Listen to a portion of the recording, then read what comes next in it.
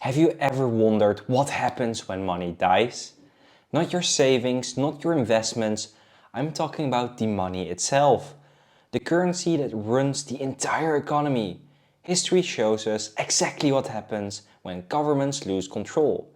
And when they do, Bitcoin rises. In today's video, we are deep diving into why hyperinflation doesn't just destroy wealth. It drives people straight into Bitcoin's arms. Stick with me, because by the end of this video you will understand why Bitcoin is not just an investment, but an inevitability in a world of reckless money printing. So let's start with the basics. Hyperinflation isn't just high inflation. It's a total collapse in trust.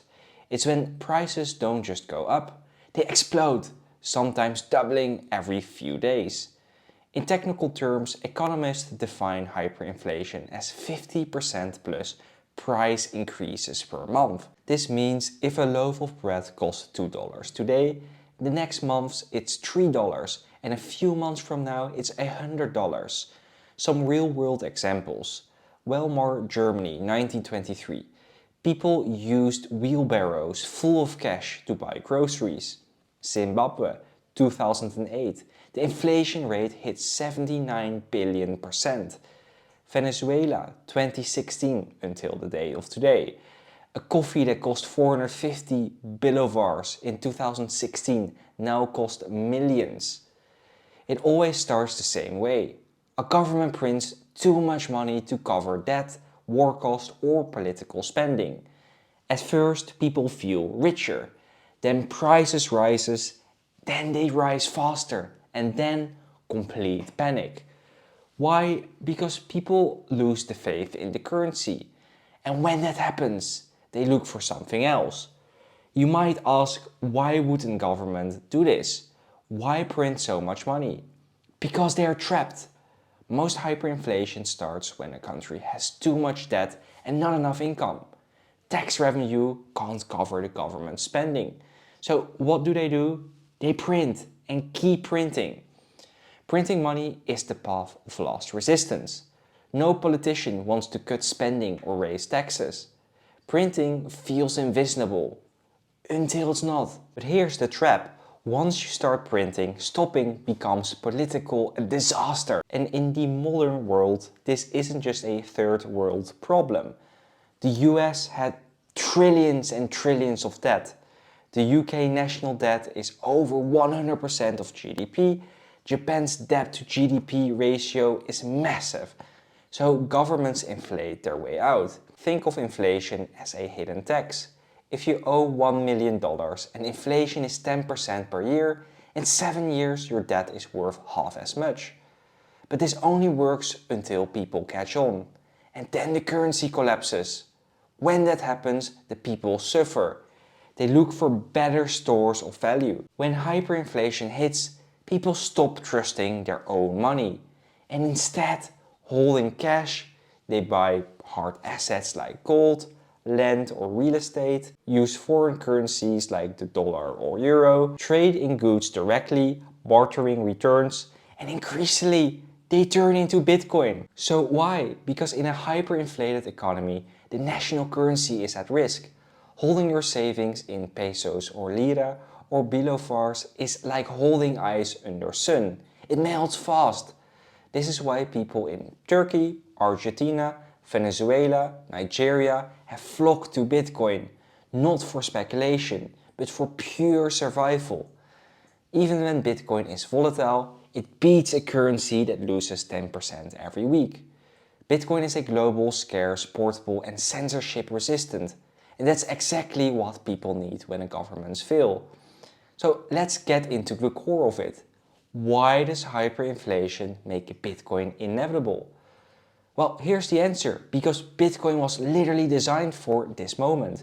Remember, Bitcoin was born out of 2008, a financial crisis. The first block in the blockchain includes this line: Chancellor on brink of second bailout for banks. Satoshi Nakamoto wasn't just launching a currency, he was creating an exit from a broken monetary system. Here's what makes Bitcoin different. A fixed supply, only 21 million will ever exist. No central authority can change the rules. Decentralized, no single country can ban it. Borderless, you can send it anywhere.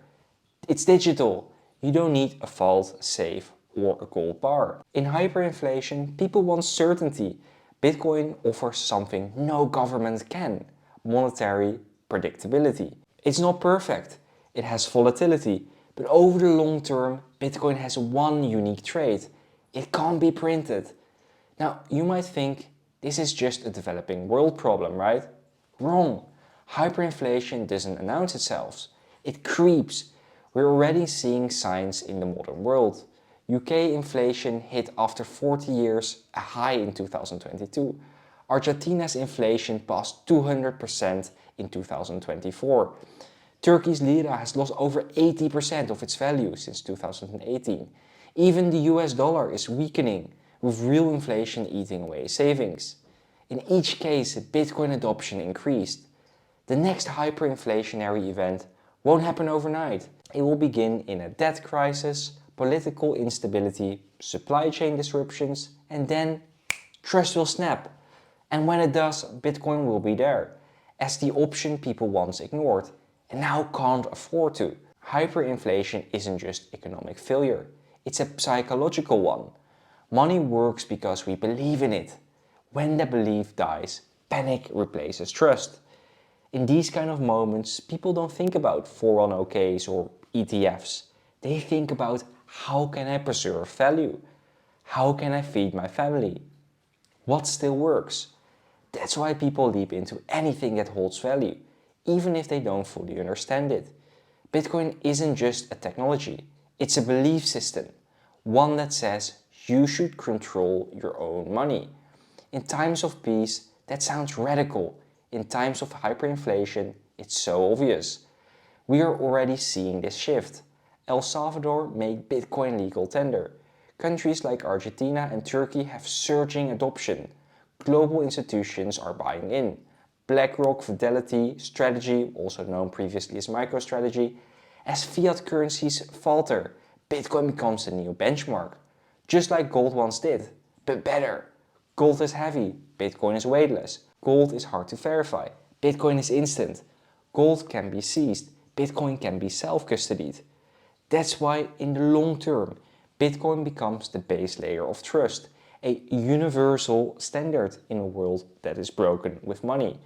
Hyperinflation may not hit every country the same way, but every fiat currency ends the same way: devaluated, diluted, and replaced. Bitcoin doesn't need a person to adopt it. It just needs enough people to realize it. This is the only money no one can mess with. And that tipping point is coming. Hyperinflation doesn't just destroy economies, it opens minds. It forces people to ask, what is money and who controls it? Bitcoin doesn't fix governments. It gives you the choice to opt out. In a world where trust of money is dying, Bitcoin becomes inevitable.